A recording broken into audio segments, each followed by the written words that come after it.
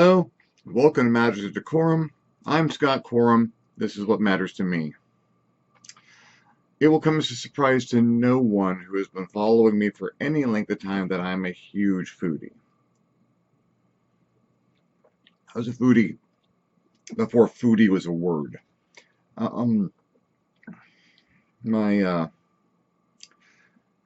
dad was huge into food.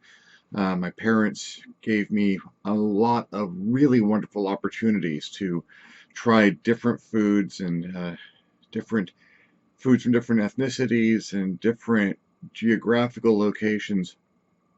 I remember most of our family vacations by where we ate or what the food was.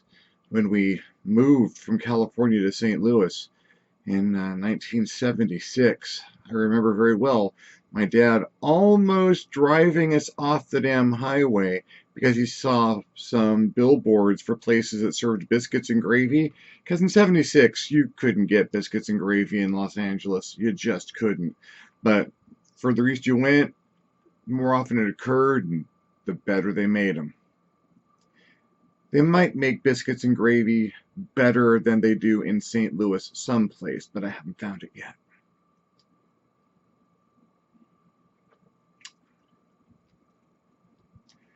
If you've dug deep into the channel and gone back to some of the first videos I posted, you may have seen Uncle Drac making quick and easy chicken Kiev. There's going to be some more Uncle Drac cooking videos coming up in the future. I'm waiting on a couple of items of costuming, and I want to make sure I've really got my recipes down before I do any more of that content, but it's coming up. I want to talk about role-playing games and food. Now, there's a couple of different aspects of that. One, what do you eat when you're playing your role-playing game? Pizza, right, but when you're tired of pizza, because pizza's quick and pizza's easy and pizza's relatively inexpensive, but you get tired of pizza. Two, including food and its appreciation, or lack of, in your actual role-playing campaigns. And maybe combining these two things a little bit. Now, when I was last year, I spent most of the year unable to actually eat. Combination of things. I couldn't eat, couldn't drink, but I spent a lot of time thinking about it. A lot. It kind of how I coped. And there are some YouTube channels that really helped me out. In particular, James Townsend and Sons. I don't know if they've just gone to being Townsend's now or if they still have the original title. But they do food from Revolution era recreation and use early colonial through Revolution era recipes. And that's some fascinating stuff. I bought a Dutch oven because of those folks, and I've got their catalog, and I'm probably going to be buying some more of their stuff. But it put me in the mind of food from previous eras. It's not hard to make most of these things. And you can find so many recipes and so many food ideas. The internet is kind of blown up with this whole food thing. You can't be on Facebook for more than 5 minutes without some video coming up showing you a pair of hands making a new kind of omelet or cake or something.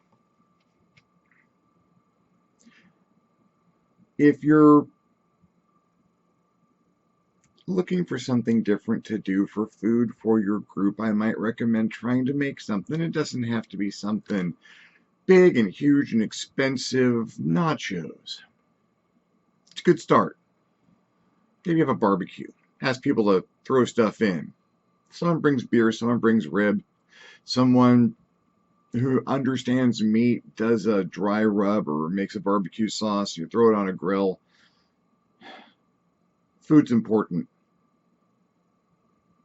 I have not always had the best relationship with food. If you see some of the older stuff, I obviously didn't have a good relationship with food. Um, I topped 330 pounds at my heaviest. I'm not going to go back there anytime soon. If ever, my relationship with food has changed somewhat drastically, but I still have one. And now it's much more a question of quality over quantity. And vegetables were a lot easier for me than meat, so I had some changes for the positive as a result of the condition I suffered through. But I still consider food and the community that it brings to be really important. And role playing is a community of activity, it's a social activity. Uh, Not so much if you're using Roll20 or something online, but where you're sitting at a table together or in a living room, you've got your books and your dice, you've got your drinks, you've got something to snack on, and at some point in time you need something substantial. I've been in too many games where you just played through and forgot that you needed food, but you also have the problem of, no, there's just Subway down the street or McDonald's, or you order pizza. Ordering pizza is the best and worst thing for you because it's easy and they bring it right to your door. And if everyone chips in a few bucks, you can get a huge amount of pizza. But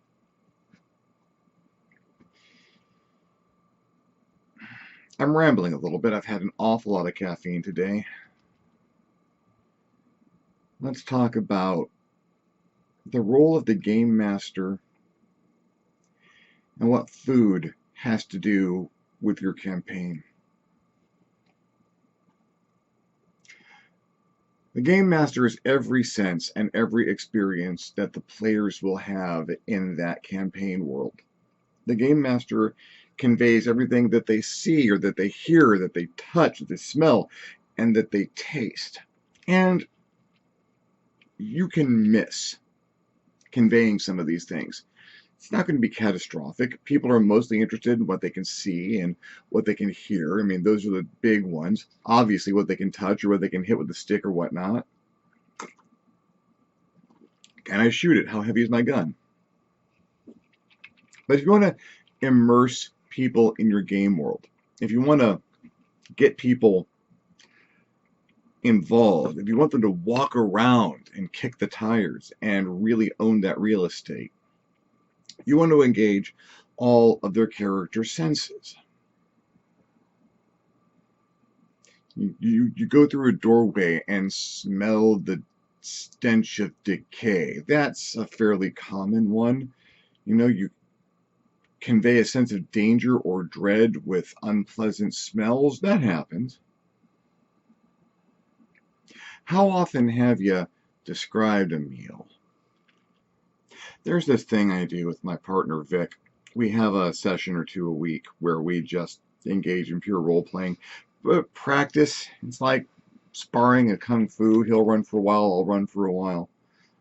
But during that session, we try and flex our chops, get our combat down, and work on different systems, but we try to make each other hungry at least once a session.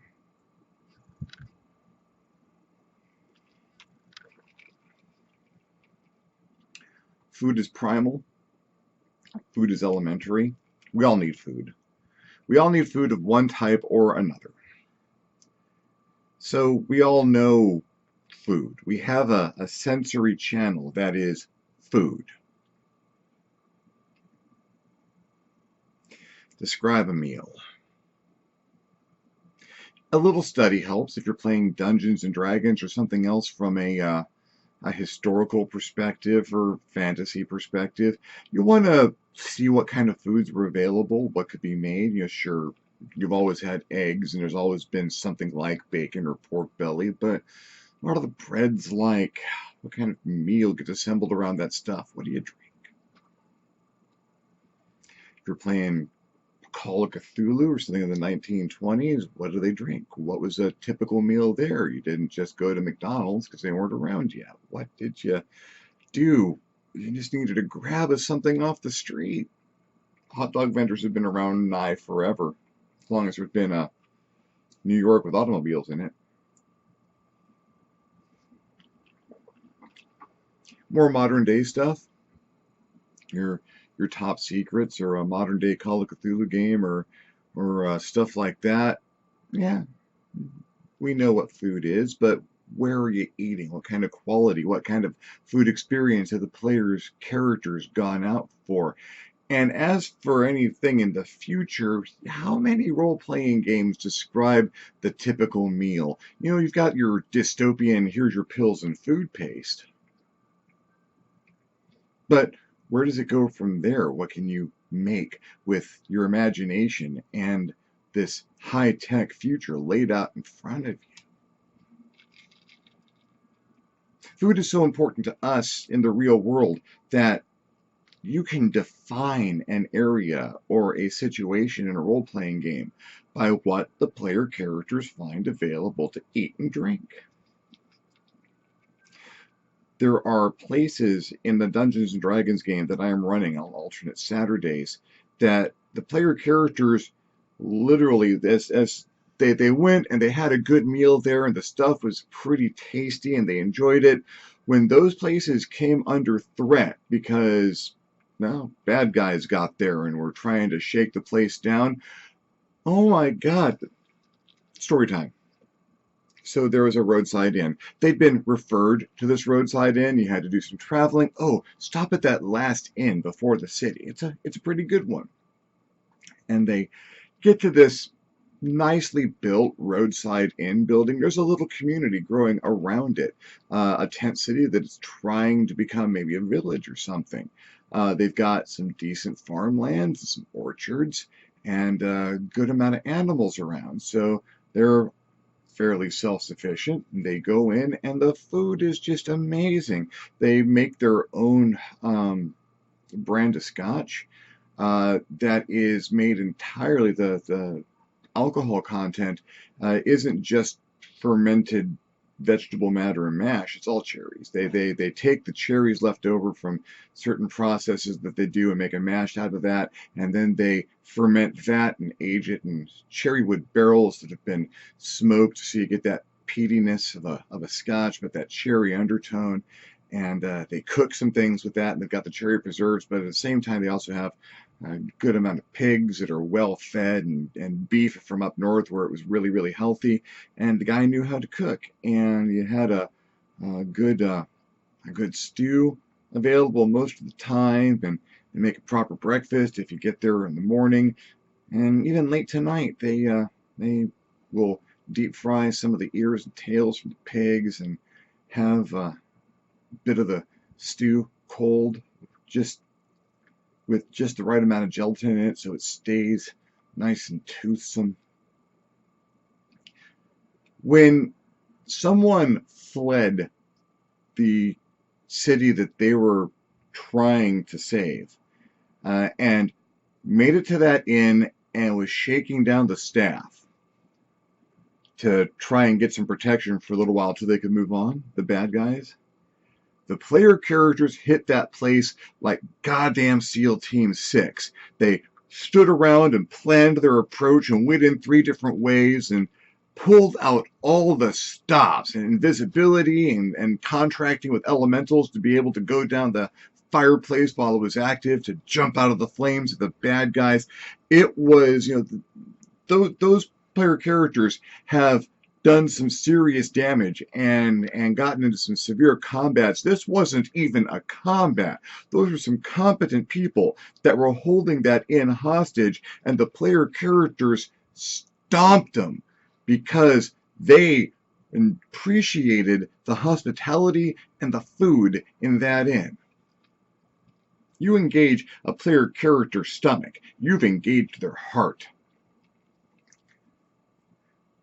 I stay up some nights just imagining what the food is like in various places.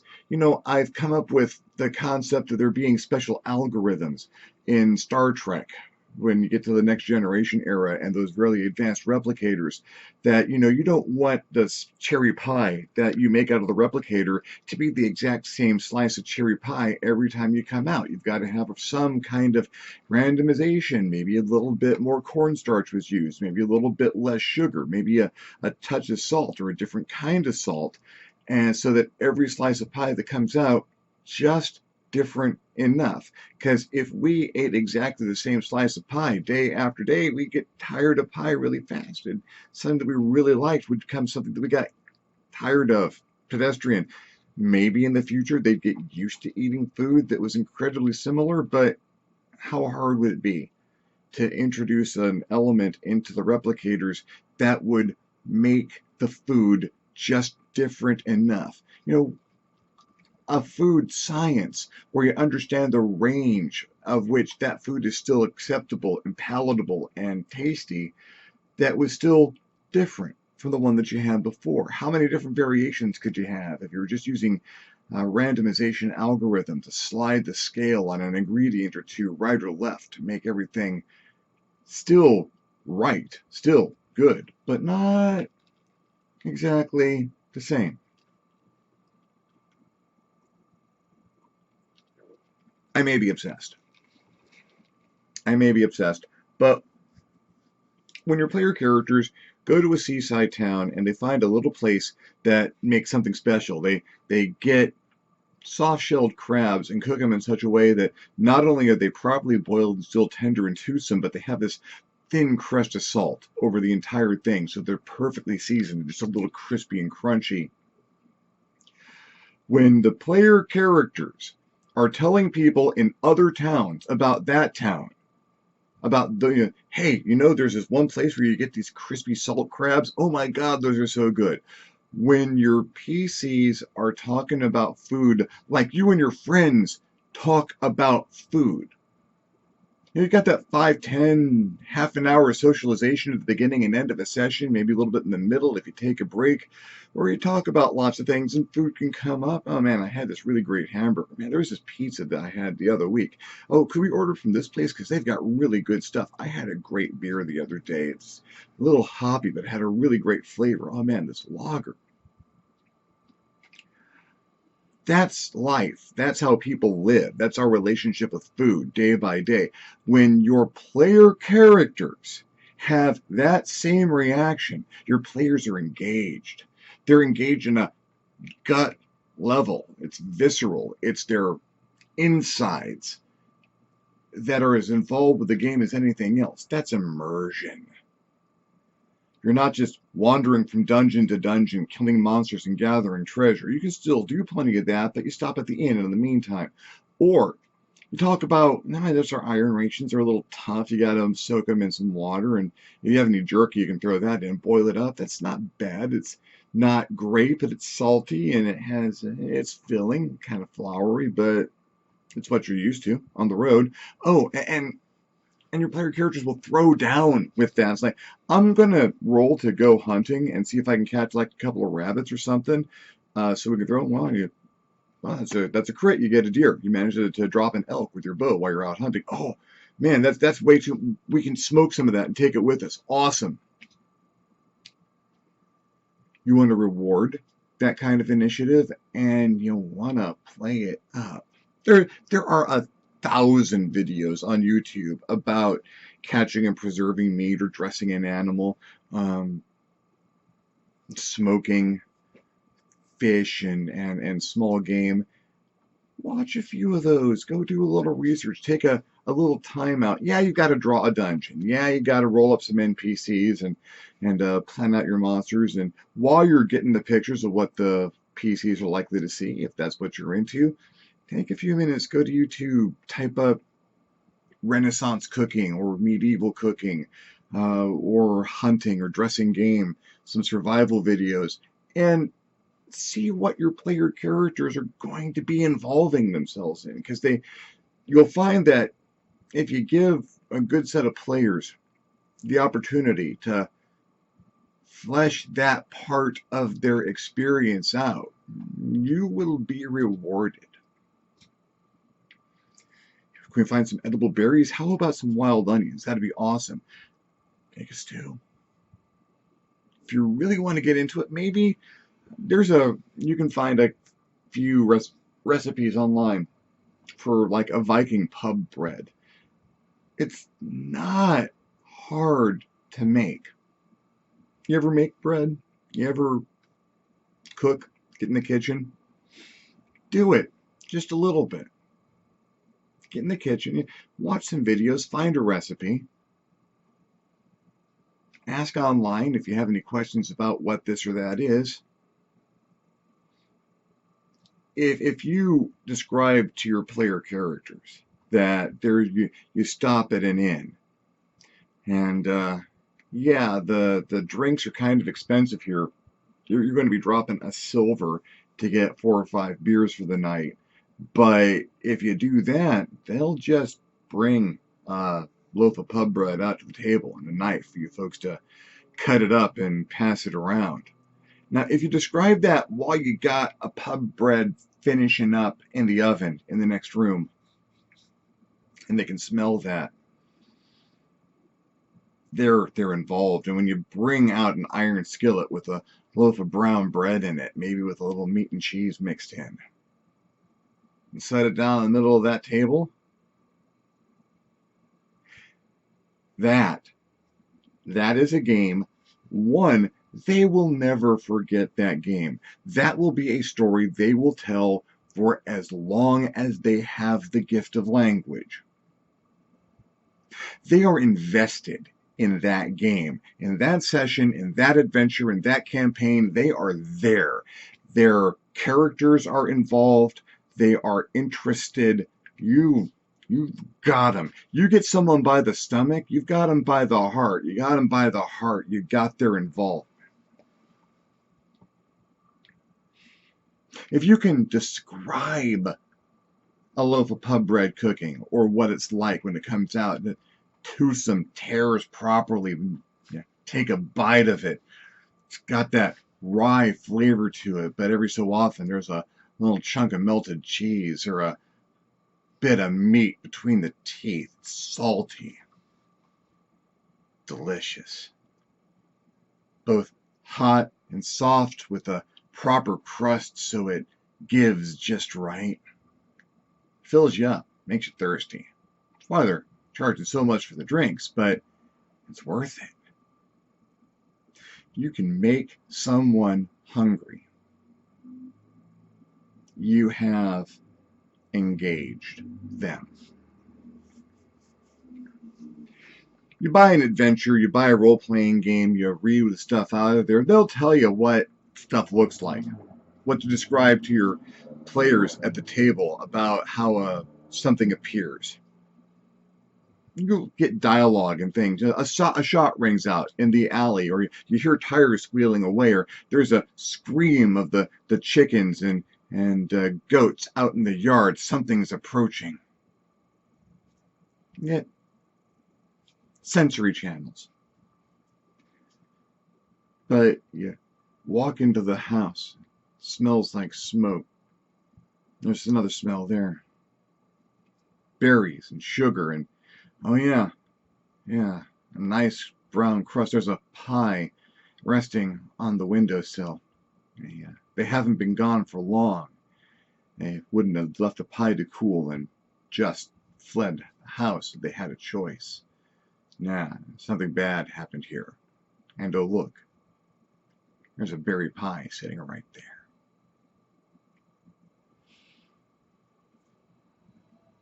That extra bit of reality, of verisimilitude, of sensory input. It's easy to engage one sense. You usually engage two when you're running game. When you engage 5, you have multiplied your ability to bring your people into it. Got murder hobos in your game? Not saying there's a bad thing about murder hobos. Murder hobos are awesome. Murder hobos mean you don't have to write an adventure this week because they're going to go and get into something that you don't have to worry about.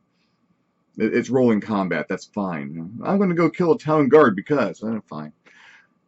But you want to take them off that for a little bit. Run a meal.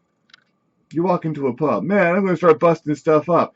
You smell something delicious. I think they're making cake, and there's a pig roasting on the spit in the hearth.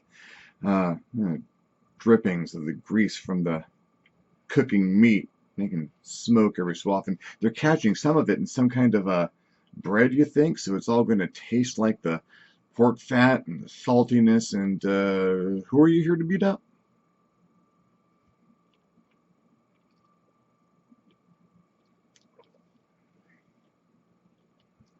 It's never a bad thing to engage your players. Never. It's never a bad thing to engage the player characters through giving the players as much sensory input as possible.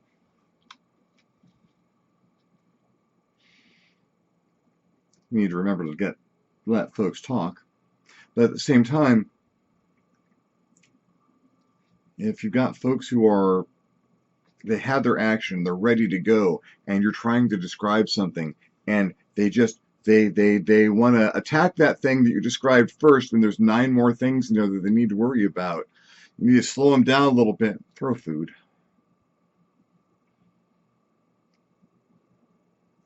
There's a history of food and game. I created a stuff for a cyberpunk game years ago that is still making its rounds in the groups around me and whatnot. It's called Stuff to Eat. It's a bar of food. It costs a nickel. It'll keep you alive for 4 hours. That is the only claim that is made by the people who produce Stuff to Eat. It is the cheapest food you can possibly get. What Stuff to Eat is essentially really crispy paper mache with some nutrients and flavoring sprayed onto it. It's filling. It's a nickel. Comes in pizza, chocolate, nacho flavor. Had characters who try to live off of it. You'll die if you try and live off of Stuff to Eat because it's paper mache with a spray of the equivalent of a couple of multivitamins and a meal and a protein supplement sprayed on in post-production with the flavor. They package it for free because they offer ad space on the package, and it is so popular that people pay them to package the stuff and distribute it. They're paying less than the energy that it costs to move the bar down the conveyor belt. They're using recycled newspapers and magazines, and it's horrible stuff, but man, you got a nickel, you've got stuff to eat, and it'll keep you alive for 4 hours. You go to a vending machine that still takes nickels in the future.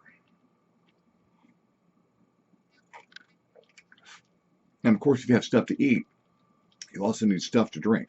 Stuff to drink is technically cheaper than water because they take the refrigerating units that they use to make the stuff to eat, and they collect the condensation from the outside and add flavorings, and that is stuff to drink. It's cheaper than water. Again, they sell ad space on the container, so they don't pay for the containers or really the shipping of the stuff. So it's you want enough fluid to keep you alive for 3 or 4 hours. Nickel, stuff to drink. 10 cents, you got 4 hours worth of food and drink. And you can live on stuff to drink. It's water with stuff in it. To the point where when I go out shopping with my friends for the stuff that we are looking for to eat over this game session, if we find stuff that is technically cheaper than the bottle of water next to it, that is stuff to drink. Most grocery stores will have a 2-liter bottle or something that is less than $1 when there's 2 liters of bottled water next to it for $1.95 or so. So that 2-liter bottle of oddly flavored soda, usually like strawberry and pineapple and grape, some form of cola, and some ripoff of Dr. Pepper and some ripoff of Mountain Dew for 98 or 88 cents or 68 cents if you're lucky and catch it on sale. That is stuff to drink. It is wet. You can make it cold. It will taste like something. Stuff to drink. You can describe the food really well, or you can describe food that is not good. There are player characters in some of my games who try to live on stuff to eat. Player characters who had their body's metabolism re-engineered with genetic modification so they could live off of stuff to eat. That's an investment. That is someone who has invested thought into the background and structure of their character based entirely on food that you have described in your game.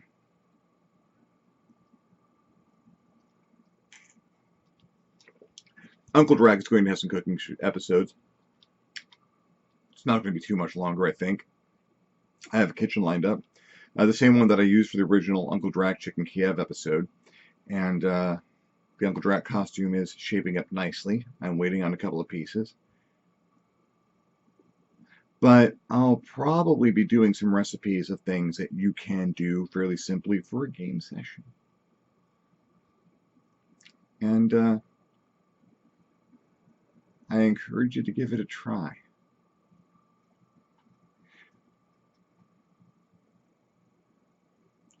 Get a sense of describing the food, and you have them. You've got them. As a game master, that level of engagement is priceless, as it takes people who are there to have an adventure, and it invests them in those characters having a semblance of life.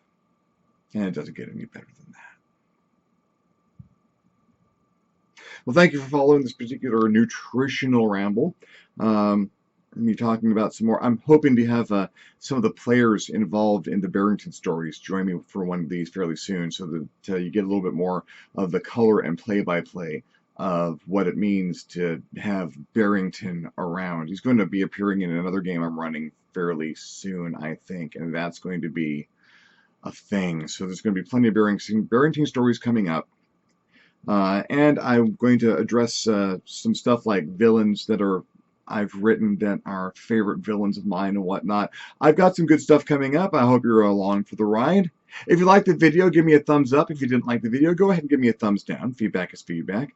If you'd like to see these videos when they come out, feel free to subscribe. If you subscribe, hit the little notification bell next to where it says subscribe so you get the notification when the videos come out. If you'd like to see me talk about something else or have stories about your own food experiences in-game or out of game, leave me a comment. You'll love leaving me a comment. I'll love getting one. If you really dug the video, I encourage you to hit me up at my Patreon page, www.patreon.com, and consider donating. Absolutely anything helps and lets me make more videos more often. In the meantime, thank you so much for your attention. I'm Scott Corum, and this is what has mattered to me, and I will see you next time on the next Matters of DeCorum.